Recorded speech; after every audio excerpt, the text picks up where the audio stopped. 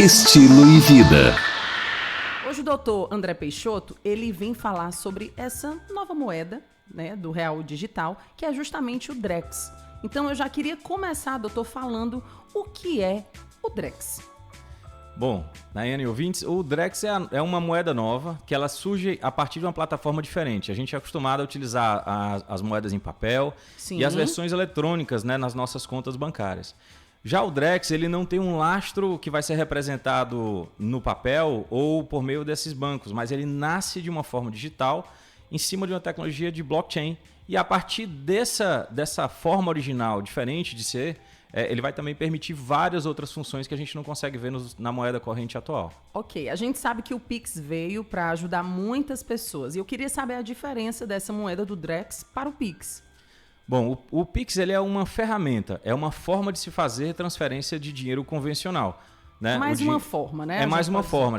É como se fosse uma evolução do TED. Pronto. E o brasileiro, cai no gosto do brasileiro porque ele traz uma série de benefícios, claro, ele é com gratuito para a certeza. pessoa física, você permite identificar para que é a transferência, enfim. Então, o Pix é uma ferramenta, enquanto que o Drex, a moeda do real digital, ele nasce em si na forma eletrônica, o seu ativo é eletrônico e é digital, e aí é por isso que ele tem mais possibilidades de uso do que o Pix, por exemplo, é uma moeda comum. Pronto. E aí eu também queria saber como vai ser o uso do Drex. A gente vai ter que comprar. Como é que funciona? Como é que vai ser o uso? Vai haver uma espécie de compra desse ativo, né? Pela própria moeda comum. Sim. Mas ele vai ser... O Banco Central ainda vai fazer alguns testes em alguns laboratórios, mas a expectativa é que você possa utilizar esse ativo, né?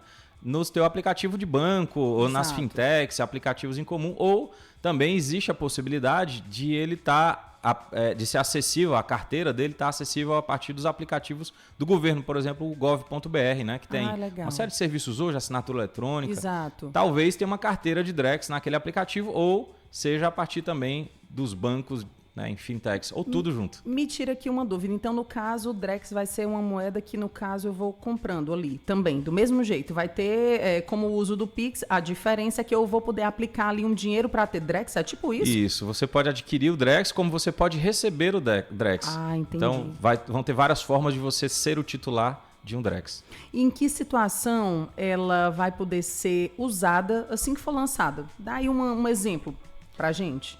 Por exemplo, a gente tem transações, o Banco Central ele tem, ainda vai ser um grande laboratório, porque ele vai lançar, o projeto já tem alguns anos, ele batizou agora em agosto o nome, e em setembro talvez tenha uma versão já de teste, e tem um lançamento oficial previsto para o final de 2024. Mas quais são as funções? Por exemplo, você vai poder comprar títulos do governo, você vai poder comprar, fazer investimentos ou fazer compras maiores.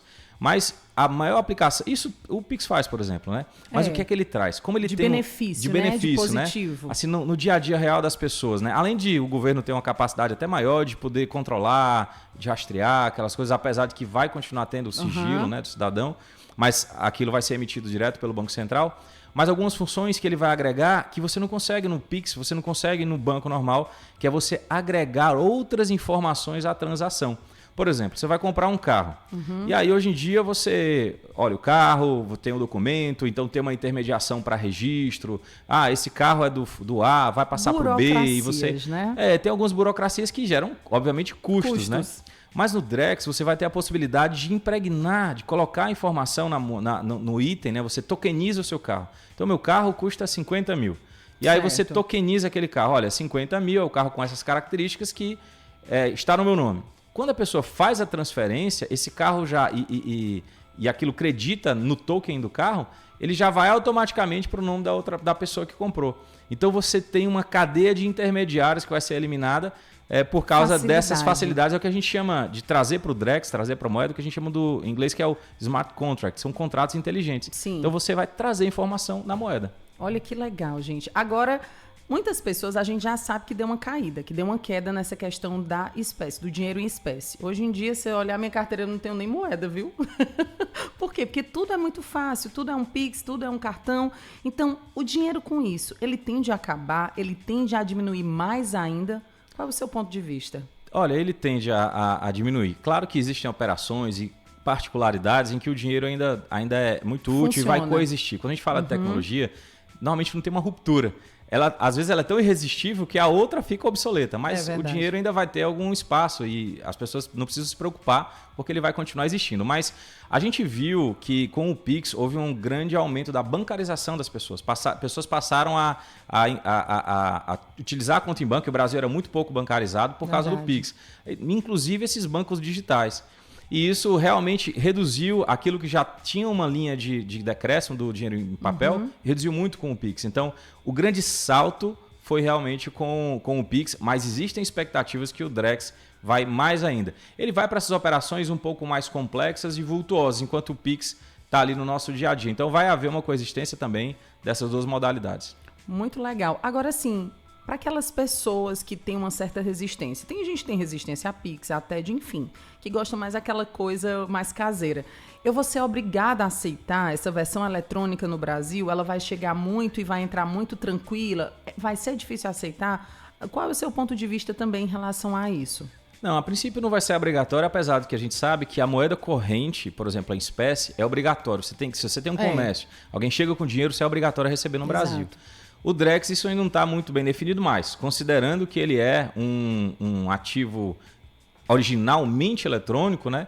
E ele é a própria moeda em si, poderia esperar isso. Mas a ideia é que não seja nada forçado. A ideia é que você tenha como uma opção adicional. Então, também quem está ouvindo pode ficar tranquilo, porque isso vai ser uma opção. Ele vai trazer serviços, isso ao longo do tempo. E você vai operar se você quiser utilizar aquela opção que tem ali. A gente tem aqui uma pergunta da Juliana de Souza. Ela está perguntando assim, doutor André, ele também vai ser utilizado como Pix também em estabelecimentos ou não tem nada a ver? Não, como a gente falou, o Drex ele é a moeda original e o Pix é uma ferramenta de transferência de uma moeda para as pessoas não eletrônica que está ali. Gente? Exato. Então, assim, você pode eventualmente fazer um Pix com Drex. Quem sabe, né? Então, eles vão coexistir porque eles são, na origem, elementos diferentes. Verdade. O Drex é o dinheiro, o próprio dinheiro, não é isso? É o próprio dinheiro em si, de forma eletrônica. E ele veio também, Naine, para competir com essas criptomoedas que a gente vê por aí. Muita gente está migrando aí, seja como investimento, né? Porque muita gente foi para os bitcoins da vida, Ethereum, né?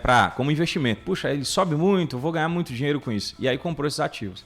Mas a origem dessas criptomoedas era para poder fazer transações. Então foram criadas depois o que a gente chama das stablecoins. São as moedas criptoativas estáveis, em que tem um câmbio certo. Então também o governo faz esse movimento para poder competir, porque se as pessoas forem em massa utilizarem-se de criptomoedas ou stablecoins, acaba que você começa a deixar a moeda oficial um pouco obsoleta. Exatamente. Então, se o governo não correr nessa corrida tecnológica, ele vai ficar para trás. Então, o Drex, né, o Real Digital, é uma reação do governo a isso. Na verdade, é uma ideia que vem do Banco Central. O governo brasileiro sempre foi de vanguarda nessas questões tecnológicas. Exato. E o Banco Central tem gestado essa ideia do Drex. E o Pix foi um terreno preparatório para isso. E o Drex, você acha que ele vai vir realmente com uma força? Você nota que vai ter essa força, vai ter realmente essa aceitação? Eu acho que como toda tecnologia, e considerando que ele é para situações um pouco mais específicas ou de maiores valores, né, tem um pouco de resistência no começo. Mas depois que as pessoas se habituam, ela acaba sendo irresistível. Então, ai, que legal. Eu acho que com o tempo, no médio prazo, a gente vai ver o uso em massa, porque você vai ter duas opções, por exemplo. Você vai comprar um imóvel, você tem a opção de ir no cartório, fazer transações e tal, e de uma série de burocracias, ou fazer rapidamente com o Drex. Por que não? E quando vai estar disponível já para eu comprar meu Drex? Eu quero saber, né? O Banco Central ele tem um calendário, né? Ele batizou com o nome Drex, né? A ideia é que esse ano de 2003 a gente tem um protótipo dele, uma versão ali um pouco mais controlada para alguns especialistas e um ambiente controlado, mas que tem um lançamento no final de 2024. Então o lançamento a gente já pode esperar para o ano que vem, já organizar a casa para poder o Drex ele chegar. vai começando com menos elementos, né? E ao longo dos anos a gente vai ver todo o potencial desse Drex desabrochar. É claro que a gente tem que ter uma preocupação com a educação digital, com o uso. Muita gente, por exemplo, sofreu golpes com o Pix, né? Demais, o Drex, a estrutura dele é muito segura, como a estrutura bancária é muito segura, mas existe a ponta do cidadão, das pessoas. Então, é sempre interessante a gente pensar na transição e na educação digital. Gente, educação digital é tudo. É por isso que o doutor André, ele é especialista em proteção de dados e inovação. Antes de terminar a nossa entrevista, eu quero que você fale um pouquinho sobre o seu trabalho. As pessoas entenderem o que é um advogado especialista em proteção de dados e inovação. É só para empresa, é para pessoa física, é para pessoa jurídica? Fala um pouquinho para a gente. Olha, a área de tecnologia da informação, tecnologia da inovação ou direito digital é uma área apaixonante. Então, ela vai mudando ao longo do tempo, né? Então, eu lembro que, por exemplo, há 20 anos atrás, o tema importante ali era direito autoral na internet, a discussão depois sobre o comércio eletrônico, crimes eletrônicos, processo eletrônico e tudo mais. Aí passa pela discussão de proteção de dados. Hoje a gente tem falado na verdade, blockchain e tal, são assuntos que já tem há algum tempo, né? A novidade agora, do momento é o Drex, mas blockchain e criptomoeda já existe há um tempo. E também inteligência artificial. Então, é uma área muito interessante que serve ao outro lado do direito também. Porque você fica ali no que está acontecendo, surgindo, estuda, e isso vai acabando e entrando em outras áreas jurídicas e áreas da sociedade também. Olha, doutor, então quem quiser saber mais um pouquinho sobre na verdade, sobre esses assuntos que você sempre vem trazendo, assuntos muito interessantes, inclusive na sua rede social, qual é a sua rede social para que as pessoas possam seguir o doutor? Bom, estou no Instagram e o meu nome de usuário lá é André Peixoto Digital. Então, quem quiser, André Peixoto Digital, advogado especialista em proteção de dados e inovação. E quem tiver alguma dúvida também pode estar perguntando para o doutor, não é isso? Claro, a gente está à disposição. Doutor, muito obrigada pela sua participação aqui na Tempo. Em breve, quando tiver novidades, pode voltar, a casa é sua. Tá ótimo, eu que agradeço. Um bom dia a todos. Bom dia, doutor. Até a próxima. Até.